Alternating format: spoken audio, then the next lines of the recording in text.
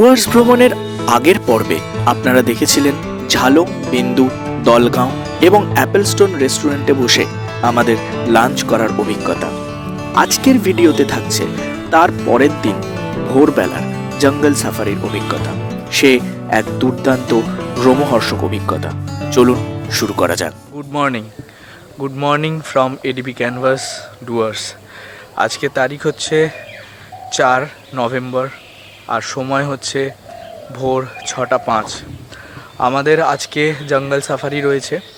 2 তারিখ আমাদের গ্রুপের বেশ কিছু মানুষ এসে জঙ্গল সাফারি করে নিয়েছিলেন দুপুরের স্লটে, কিন্তু আমাদের 3 তারিখ ওয়াচ টাওয়ার সাফারি ছিল বলে আমরা 2 তারিখ কোনো সাফারি রাখিনি। আমরা আজকে ভোরবেলা স্লটে এই প্যাকেজের মধ্যে যে জঙ্গল সাফারিটা রয়েছে সেটা করব। তো এনআইসি পিক আপ কাউন্টার থেকে কাল আমাদের জিপ আনতে যেতে হয়েছিল, কারণ ওটা আমরা পার্সোনাল কস্ট দিয়ে নিজেদের মতো নিজেরা করেছিলাম। কিন্তু আজকে কিন্তু সাফারির জিপ আমাদের এডিবি ক্যানভাসের গেটে একদম চলে আসবে এবং যে 18 জন আমরা এখান থেকে সাফারি করব তারা এই রিসোর্টের গেট থেকেই কিন্তু গাড়িতে উঠে যাব। দুটো সাফারির রুট সম্পূর্ণ আলাদা। কাল আমরা এক রাস্তা দিয়ে গেছিলাম, আজ আমরা অন্য রাস্তায় সাফারি করব। তবে কাল আমরা যে রাস্তায় সাফারি করেছিলাম সেই রাস্তা কিন্তু অনেক ভালো ছিল, যা আমি বাকিদের থেকে শুনলাম যারা অলরেডি 2 তারিখ সাফারি করে এসছে। আজকের যে রুট সেই রুটের রাস্তা কিন্তু বেশ খারাপ এবং বেশ কষ্ট সাপেক্ষ। তাই কতটা কিভাবে শ্যুট করতে পারবো জানি না। বলছে যে ঠিক মতো দাঁড়ানোও যাচ্ছে না, এত জার্কিং হচ্ছে, এত খারাপ রাস্তা, এত ধুলো। তো দেখা যাক কতটা কি করতে পারি। যেরকম পাবো, যা যা সাইটিং করতে পারবো, যা যা স্পট করতে পারবো সব কিছু দেখানোর চেষ্টা করব, যেমন কালকের ভিডিওতে দেখিয়েছিলাম। তো আজকের এই ব্র্যান্ড নিউ ব্লগে, ব্র্যান্ড নিউ এপিসোডে আবার আরেকবার সবাইকে স্বাগত। Hope for the best. আশা করছি কালকের মতো, কাল যতটা ভালো সাইটিং হয়েছিল আজও ততটা ভালো স্পট করতে পারবো, দেখাতে পারবো আপনাদের কিছু। এবং আজ কিন্তু ফিরে এসে ঠিক কালকের প্ল্যানের মতোই ব্রেকফাস্ট হবে, স্নান করব, নিয়ে বেরিয়ে যাব সাইট সিইংয়ে। আর আজকে সাইট সিইং কিন্তু স্পেশাল আছে, কারণ আজকে আমরা লাভা রিসর্ট যাচ্ছি।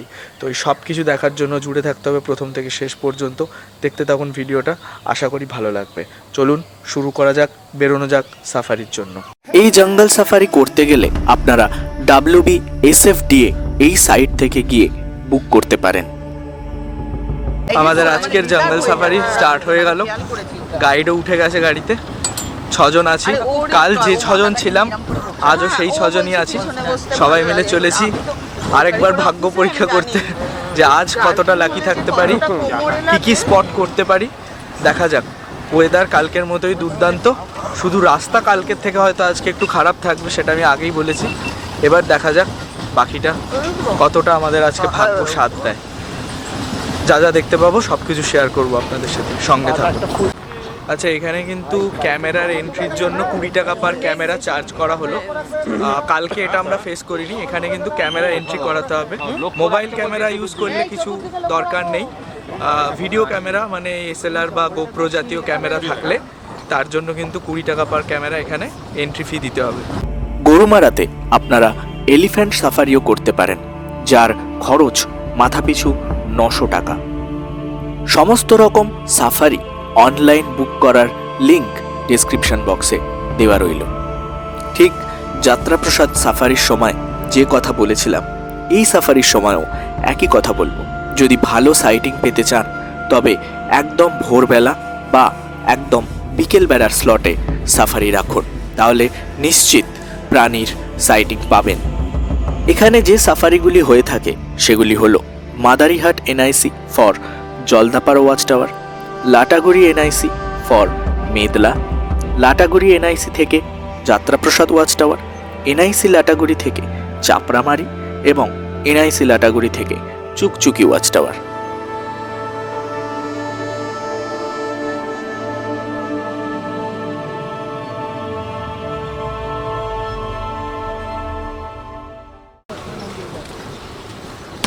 একদম ঠিক হাত খেয়ে যাচ্ছে। যে রাস্তা দিয়ে আসছিলাম তার থেকেও আর একটু গভীরে ঢুকে গেছে। অনেক সরু রাস্তা, একদম গাছপালা মুখের ওপর এসে পড়ছে। ব্যাপক অভিজ্ঞতা। দেখছেন কিভাবে গাছপালার মুখ চোখের ওপর দিয়ে যাচ্ছে। তো দাঁড়িয়ে আছি, আর কালকের থেকে অনেক বেশি গভীর ডেন্স ফরেস্ট, আর গাড়ি একদমই সরু রাস্তার মধ্যে দিয়ে যাচ্ছে। দেখুন অনেকটা গভীর রাস্তার মধ্যে দিয়ে যাচ্ছে। মোটামুটি গায়ের উপর দিয়ে যাচ্ছে, মোটামুটিভাবে নিচু হয়ে যেতে হচ্ছে। ঠিক আছে, সামনে সব দাঁড়িয়ে আছে। গাড়ির আওয়াজে কতটা কি দেখতে পারবো, গাড়ির আওয়াজে আসলে কিনা সেটাই জানি না, তবুও আশপাশ যেটা দেখতে পাবো সেই হিসাবেই আগিয়ে গিয়ে চলেছে।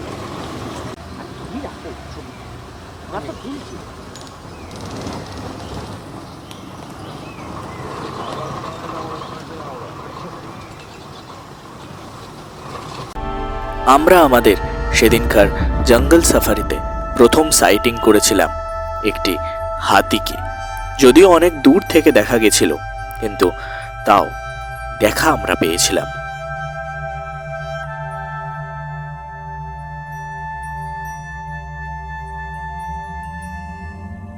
এখানে কিন্তু সবাই দাঁড়িয়ে গেছে, হাতি স্পট করা গেছে, কিন্তু দুর্ভাগ্য আমরা দেখতে পাচ্ছি না।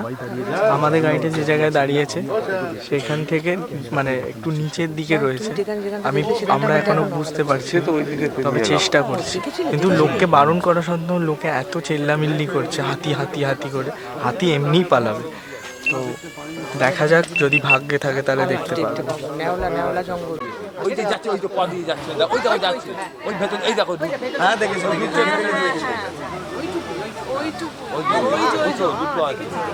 এই তার মানে ওইটা বাগিয়ে দেখো, দেখেছো ওই তো ওই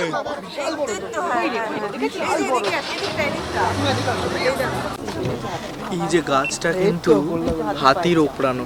তুমি এমন করছো না হাতি, না সেটাই শিখিয়ে দাদা করে।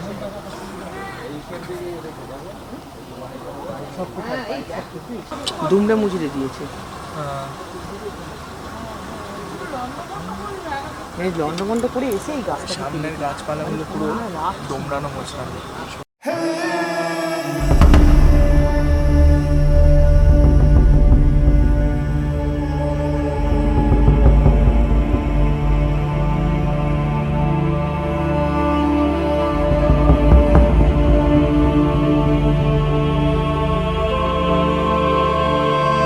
দেখা যাবে এই জায়গাটার ছবিটা আমি দেখিয়ে দেয়। আরে এইটারই ছবি তুলে নাও, লোক বুঝবে হাতে নাও। না না না না না না এটা ছবি তোলা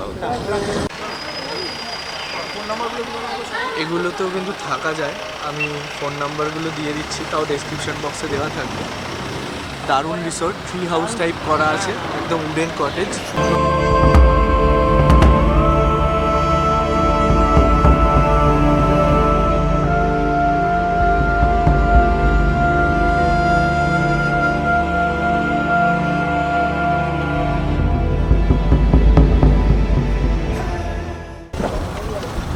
এখন আমরা বেরিয়ে এসে নেওড়া ভ্যালির যে ফরেস্ট আছে সেইখানে ঢুকলাম।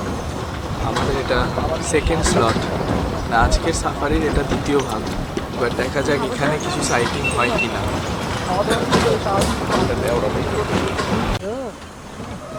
এই গন্ধে আর থাকে।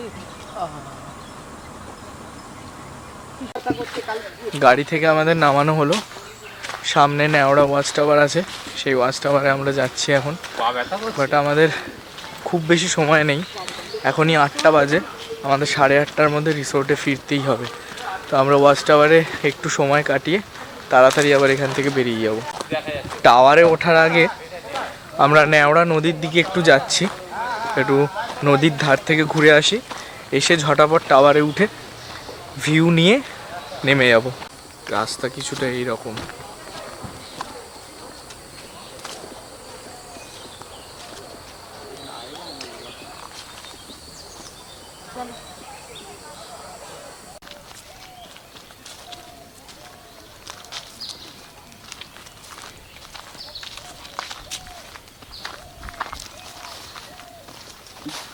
এই হচ্ছে আমার পিছনে নেওড়া নদী, খুবই ফাঁকা, চড়া পড়ে গেছে। আর আমাদের যে ড্রাইভার দাদা, তিনি বললেন যে এখান থেকে নাকি ক্লিয়ার স্কাই থাকলে কাঞ্চনজঙ্ঘা খুব ভালো দেখা যায়। খুবই নিস্তব্ধ নিরিবিলি। দেখুন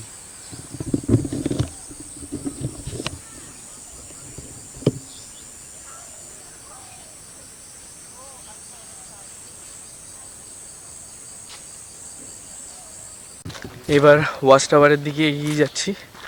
ওয়াচ টাওয়ারের ভিউটা নিয়ে গাড়ি নিয়ে আমরা বেরিয়ে যাব। আমাদের হাতে একদমই বেশি সময় আর নেই। তো আজকে সাইটিং তো মানে কালকের থেকে বেটারই বলা যায়, কারণ আজকে হাতির দর্শন পাওয়া গেছে। পুরোপুরিভাবে না হলেও দেখা গেছে। আমরা চোখ দিয়ে অনেক বেটার দেখতে পেয়েছি। ক্যামেরার লেন্সে তো আর চোখের মতো ধরা পড়ে না, কিন্তু দেখতে অবশ্যই পেয়েছি। এই হচ্ছে ওয়াচ টাওয়ার, এই ওঠার সিঁড়ি। চলুন একবার উপরে যাওয়া যাক।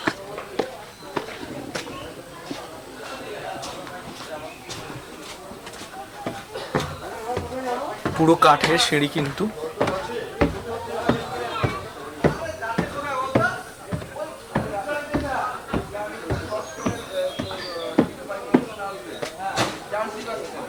এই হচ্ছে ওয়াচ টাওয়ার। উপর থেকে ভিউ কিছুটা এরকম।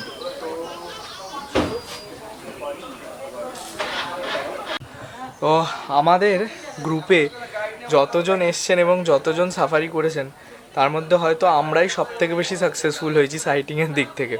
আমাদের ভাগ্যই সব থেকে ভালো, কারণ আমরা দুটো সাফারি রেখেছিলাম। কালকে যাত্রা প্রসাদ করেছি আর আজকে জঙ্গল সাফারিটা নর্মাল। তো দুটোতেই কিছু না কিছু দেখতে পেয়েছি। বেশ কিছু প্রাণীকেই আমরা দেখতে পেয়েছি, এবং হাতি তো এখানে এই গ্রুপের মধ্যে কেউই সেভাবে দেখেননি। তো আমরাই একমাত্র যারা আজকে বেরোলাম তারাই কিন্তু হাতির সাইটিং পেলাম। তো এটা একটা দারুণ ব্যাপার। তো সেই দিক থেকে লাকি যে দুদিনের সাফারিতেই কোনো দিনটাই বেকার যায়নি আমাদের। তো এবার এখান থেকে রিসোর্টে ফেরার পালা। চলুন যাওয়া যাক। বাকি কথা রিসোর্টে গিয়ে হচ্ছে। সামনে গাউট বা বাইসন পাওয়া গেছে। এই বাইসন কিন্তু সময় বিশেষে বাঘসিংহের থেকেও বেশি ভয়ঙ্কর হয়ে উঠতে পারে। আমরা এতটা কাছ থেকে বাইসন দেখার সময় শুধু যে আনন্দই পাচ্ছিলাম তা নয়, মনের ভেতরে ছিল কিছুটা ভয় এবং উত্তেজনা। আমাদের গাড়ির ড্রাইভার দাদা যাতে আমরা বাইসনটিকে আরও ভালো করে দেখতে পাই, তাই আরেকটু কাছে নিয়ে গিয়ে গাড়িটাকে দাঁড় করিয়ে দেয়। আমরা সেখান থেকে বেশ কিছুক্ষণ ধরে বাইসনটিকে দেখতে থাকি, কিন্তু তারপরে যখন আমরা বুঝতে পারি যে তার মতিগতি ঠিক ভালো নয়, আমরা সেখান থেকে এক প্রকার পালিয়ে বাঁচি। কেমন লাগছে অবশ্যই জানাবেন। এই অভিজ্ঞতা কিন্তু সচরাচর হয় না। আজ একসাথে আমরা হাতি, বাইসন সব কিছু দেখে নিলাম। দুর্দান্ত এক্সপিরিয়েন্স। কেমন লাগছে? অসাধারণ অসাধারণ। বেশি জোরে কথা বলছি না, আমরা অ্যাটলিস্ট সাইলেন্সটা মেনটেন করছি। এবং ও দাঁড়িয়ে আছে, আমাদের দিকে তাকাচ্ছে, আমরাও তাকাচ্ছি, একটা শুভদৃষ্টি হচ্ছে, ব্যাস এভাবেই চলছে। দুর্দান্ত দুর্দান্ত। কেমন লাগছে রনিতদা একটু বলো। অসাধারণ এক্সপিরিয়েন্স। দেখুন আরো ষোলকলা পূর্ণ। দেখুন আরো কাছে, আরো কাছে।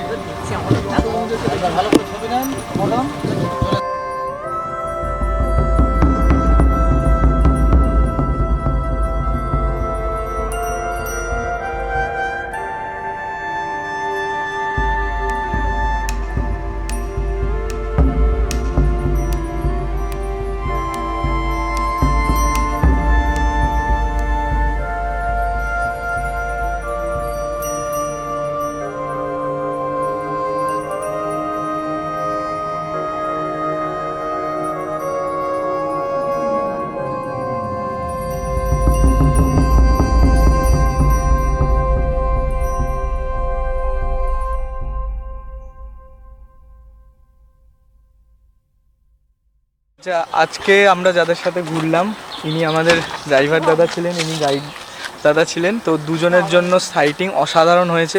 খুব ভালো ভালো জায়গায় ঘুরিয়েছেন, যেটা আমাদের ধারণার মধ্যেও ছিল না। তো আপনারা ওনার মুখ থেকেই কোন সময় এখানে আসার জন্য ভালো এবং কিভাবে ওনাদের সাথে কন্ট্যাক্ট করবেন, কিভাবে এলে ওনাদের সাথেই আপনারা ঘুরতে পারবেন, সেই ডিটেলসটা ওনাদের মুখ থেকে একবার জেনে নেব। সবচেয়ে বেশি সেই সময়টি দেখতে পাওয়া যায়।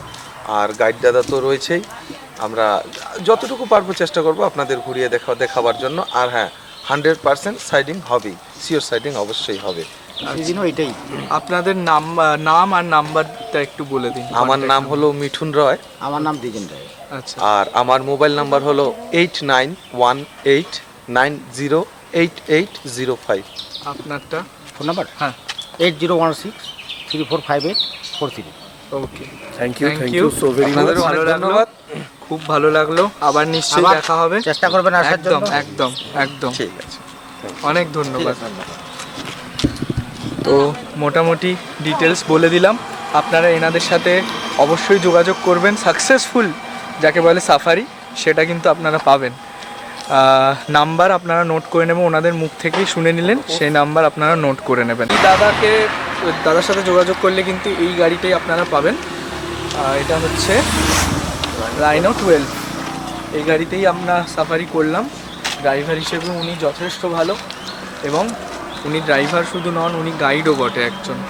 এমন কিছু নলেজ উনি আপনাদের সাথে শেয়ার করবেন যেটা আপনাদেরকে অবাক করবে, এবং যেখান থেকে আপনারা অনেক কিছু জানতে পারবেন। তো অবশ্যই জানাবেন কেমন লাগলো আমাদের আজকের এই সাফারি। এখন রিসোর্টে ফিরে ব্রেকফাস্ট করে স্নান করে আবার বেরিয়ে পড়তে হবে লাভা আর ঋষভের উদ্দেশ্যে। চলুন যাওয়া যাক, সেই গল্প নিয়ে ফিরবো এর পরের পর্বে। দেখা হচ্ছে খুব তাড়াতাড়ি।